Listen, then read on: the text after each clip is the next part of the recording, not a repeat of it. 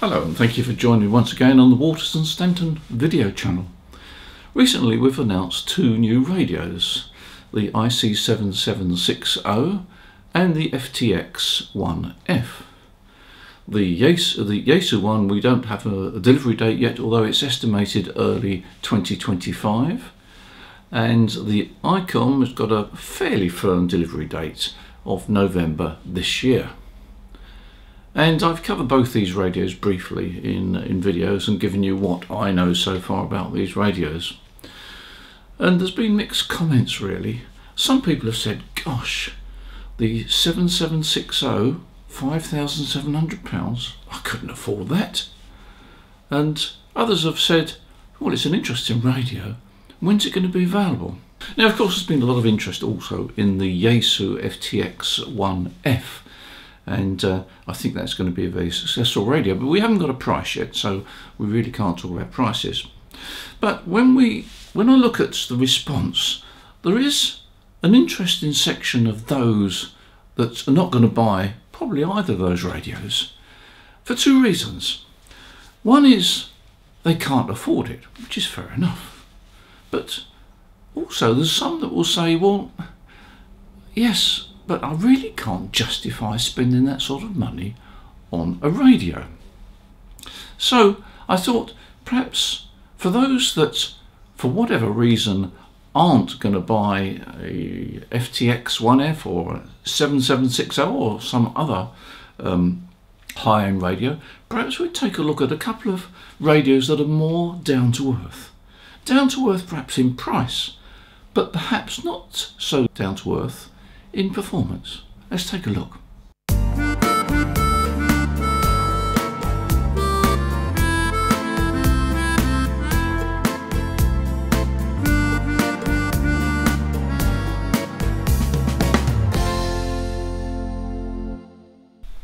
The first radio that we're going to look at is the Xiegu G-90. In terms of value for money, it really is a no-brainer.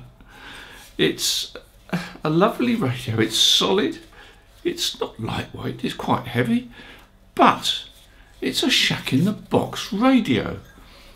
It's 20 watts, it covers 160 metres to 10 metres, and it's got a built-in antenna tuner, it's got a built-in speaker, and it's altogether quite amazing value. If you don't believe me, I'll put a link below this video. Check the price, look at the specification in detail. I got my G90 on the optional tilt stand, which is great for desk use and makes quite a nice angle for the radio to be used as a base station. It comes with a multifunctional microphone and you can do all sorts of wonderful things with that. And if we take a look at the rear, you see we've got the traditional SO239 socket. Then you've got a CW key port, which will accept either a straight key or a paddle key. You've got a comms port, and you've got a separate IQ output, which would be handy if you want a larger display. You've got the accessory socket, DC input there, and also an earth connection at the bottom right there. On the front panel, there's one or two interesting controls. The top one there is the internal ATU. Press that and it will tune very quickly. It's tuned extremely quickly because it's into a dummy load at the moment. Next one down is the power control. Press that and we can adjust the power levels up to 20 watts. Interestingly enough, if we hold that control in, we switch to VSWR. The VSWR graph there, it won't do anything meaningful because we're into a dummy load. We just press that to stop it there. Next one down is the CW menu. For adjusting the CW key, you've got the press that there, you've got the speed, and you've got various other aspects of adjusting the key, including the QSK, etc. Well, one handy feature if you're into CW on the G90s, if you hold the CW key in, switches on this blue display at the bottom, and that will decode CW. And for RIT, well, let's just talk about the tuning. If every time we press the button in on the main tuning dial, we change tuning steps. But if we hold it in, we switch to RIT. We've got an RIT control. How handy is that? Well, there we are. That's the G-90, a shack in the box. It's a really nice transceiver, actually. It's got a lot of features on it. I mean, I only just hinted at some of the features. The bandpass filters and the selectivity and the noise reduction, they're good. And it's altogether a nice radio. And although it's got a built-in speaker in the top of the case which works well, if you plug in an external speaker, you get a really nice sound from that transceiver. And it would certainly act as a very useful base station transceiver, particularly if you're on a budget. The CW operation is fine. Sideband, of course, is no problem. It's also got FM. I'm not sure whether I mentioned it at the beginning, but it's got FM as well. So AM, FM, SSB, CW. And I like the way that all the controls on the front give you what you want immediately. You want to adjust the power, don't you, quickly? You can do that.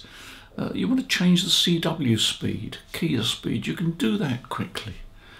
It's so accessible. I mean, when you look at the front panel, you think, gosh, what all these buttons do.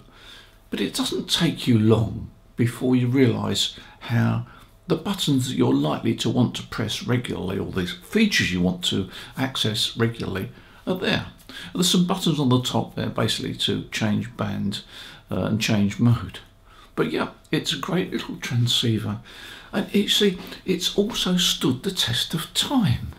The G90's been around for a long time. I mean, Xiegu have brought out quite a few transceivers over the last few years, but you know, the G90 stays there. It's there all the time. You hear stations on the air using G90s, and you know, we still sell G90s quite regularly, even though it's been around for a long time. And you can't say that about a lot of transceivers. So if you're on a budget, then maybe the G90 is something that you should look at. Of course, also, it's a great portable radio. It's small, it doesn't consume an awful lot of current, it's got this built-in antenna tuner, which, by the way, seems to match anything you throw at it. It's a great little antenna tuner. So there we are, that's the Xiegu G-90. Now let's take a look at the Yaesu F710, a transceiver that I've now been running for about 9 months. And I reckon it's an absolute cracker. It really is a superb performer. There's two versions. There's the AES-S version, which comes with a speaker, or there's the field version, which doesn't come with a speaker, but does have a carry handle. Now, really and truly, if you're on a budget and a strict budget, then the field one is the one to go for, because you don't pay the extra for the speaker. If you want AES-S performance, which means to say you've got two speakers and you can balance the sound one from the other with different frequency responses, then you can always plug in another speaker. If you've got another speaker and you plug it into the rear of the field transceiver, then you'll have the AES-S version. But if you do that, you do want a speaker of a reasonable size, something like about a 5 or 6 inch diameter speaker will do, and then you'll get very, very good performance. By the way, I didn't realise that if you switch or if you have the AES-S in operation and you're on CW and you've got the two speakers and you have one speaker removed to one side, in other words the external speaker moved to one side, as you tune in the CW signal will move across the spectrum of the audio sort of spectrum you're listening to. It'll move across as you tune the CW signal from low to high. In other words, the low frequencies come out on the left, for example, and the highs come out on the right. Unfortunately, you don't seem to be able to reproduce that with headphones, which would have been a nice idea. But anyway, if you're on a budget, then look at the field version. Now, the 710 is fully SDR, and it's Yaesu's currently only fully SDR HF transceiver. Of course, we've got the FTX 1F coming along. Not sure whether that's fully SDR. It's certainly fully SDR on the HF bands. Whether they then convert on the VHF bands, I don't know. Bear in mind the FT710 is fully SDR, and it gives you both 6 meters and 4 meters. 100 watts out. When I measured my output on a bird through line, I got about 110 watts out. So it's a fully fledged HF transceiver. But the one thing that really struck me was the receiver performance. It's a really quiet receiver, and as soon as I switched the 710 on when I first had it at the beginning of the year, I immediately heard the difference. It's just such a beautiful receiver. Now, I did a review on the 710 earlier in the year, and here's a few clips from it so you can see for yourself some of the features it's got. But it is really superb value. And also, by the way, before I show you the clips, the FT710 is right at the top when it comes to receiver performance. It's right near the top of the Sherwood engineering site, which concentrates on receiver performance, right at the top. That means an awful lot, actually. I took advantage of the fact that it's got an external video output, so I mounted a screen. I think it's about a 12 or 13 inch screen on the top there. It's a very smart yet compact transceiver, and I've shown the dimensions below the picture here. Now let's have a look at the Sherwood engineering rating list. Bear in mind that this list includes both current and discontinued transceivers. Good news is, with the FT710 you can actually make quite a lot of headway before you have to open the manual.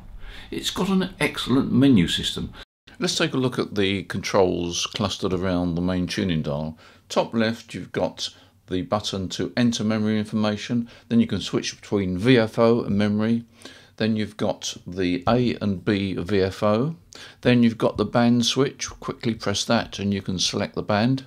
Moving on, we've got the digital noise reduction button, and I'll demonstrate this a bit later. And then on the other side, you've got the wide and narrow filter button, which enables you to select wide and narrow. You've got the mode button, the automatic CW 0 beat button, split frequency, clarifier, which is RIT, and then the noise blanker button. A critical part of any receiver is the front end, and the FT710 has been well designed. You've got an attenuator here which can be switched in 3 levels. IPO, intercept point optimization. It gives the best performance, and certainly on 160, 80, 40 and even 20, that setting is more than enough. Let me now demonstrate the digital notch filter. I've tuned to a broadcast station, so I've got a continuous heterodyne. There's the digital notch filter there. Press that, turn it on, and you can hear that the heterodyne has gone completely. Now, trying to give some idea of noise reduction is not easy. But anyway, I've got a station here on 80 meters. That's with the noise reduction out. That's with the noise reduction in. Oh, and by the way, it's not only just bandwidth you've got shift, you've got the bandwidth which we've covered, you've got notch, you can put a manual notch in there, and you've also got, would you believe, contour, and all this in what we thought was a budget class transceiver. Now, as I said, I've lived with this transceiver for about 9 months. What do I really like about it? Well, I've already said the receiver performance is superb. It's absolutely superb. I do like that you can plug in an external display, So if you perhaps like me and got a few eye problems, then you do appreciate the larger display. The internal antenna tuner is really good. It really is a capable tuner, and it may not quite have the range of the G-90 tuner, but I've found that, for example, I use a half-size 5RV, and I can match that 5RV on all bands from 40 meters through to 10 meters, including the walk bands. Doesn't mean to say that I'm getting particularly good performance on the walk bands, but it does match the antenna. In other words, it delivers power into the antenna, and really you can't ask much more from an antenna tuner than that. So it really is good. The menu system, some people have criticised the menu system. Well, it depends on what you're looking for and what you like and what you feel comfortable with. If you press the button on the front to bring up the menu, you've got all the main menu items to choose from. You just click on it and you can adjust it. So I don't really have an issue with that. And really and truly, with any transceiver, the menu system is something that you eventually get used to. But I find that there's not a problem with the 710 in that respect. I do operate a lot of CW. You get full break-in on the 710. There's no clanking relays at all, so you get full break-in, so that's great. I use the standard microphone. I get very good reports on the audio quality just using the standard FISP microphone. In the 710, you've got equalizers both on receive and transmit, so you can actually change the frequency response of your transmitted signal to suit your voice and also to suit your mode, because you can change it for different modes. And likewise on the receive side, you've got the ability to change the frequency response on the receive side, and that may be useful if you've got a hearing problem. It's a very compact transceiver, yet the display, the built-in display, is large and it's very sharp. I say I got an eye problem, so I tend to use the external display, but if you've got normal vision, I'm sure you'll find it more than adequate. It's small enough to take portable actually. It's quite a compact transceiver, doesn't take up much desk space, which may be an advantage, and I mean I think we're now going towards the idea of trying to reduce desk space. Certainly ICOM have with their new 7760, where they've just got a separate display unit and the main body of the transceiver sits under the desk or even in another room, wherever you like. So I would say that the FT710 field is a superb buy, and occasionally, I'm not quite sure at the moment, but occasionally you get the cashback from Yaesu, which saves you another £85 or something, depends on how they fix it. And of course you can do part exchange, so you may actually be able to pick up a FT710 field from us at a very good price. Cashback, part exchange. Don't be frightened to give us a ring, have a chat with one of our guys, and I'm sure they would do a deal for you. So there we are, that's the FT710. So I've covered two transceivers, the G-90, which at the moment in UK terms is just under £400, and the 710 is around about £900, maybe a smidge under, depends on what the cashback deal is. But both of these are great transceivers. Both of them will enable you to have a new transceiver with the accompanying warranty and really good performance. So I hope that's given you some ideas about HF transceivers. You don't have to spend a lot of money if you're on a budget. Of course you can go down the second-hand market, of course you can, but I'm trying to pick out two transceivers that are brand new with a warranty, that within a reasonable budget are affordable. As I say, I use both of them and I love both of them. And actually, believe it or not, the Yaesu 710 at present is my only HF transceiver that delivers 100 watts. So there we are. So I hope it's given you some food for thought. Thanks for your support on this channel. Don't forget to speak to our guys on the phone if you've got any queries and you're thinking of buying a new rig or you want an accessory, etc. They'd be more than happy to help you. Go on our website, have a hunt around there. In the meantime, you enjoy your ham radio, you take care, and as usual, look forward to seeing you in the next video. Bye for now.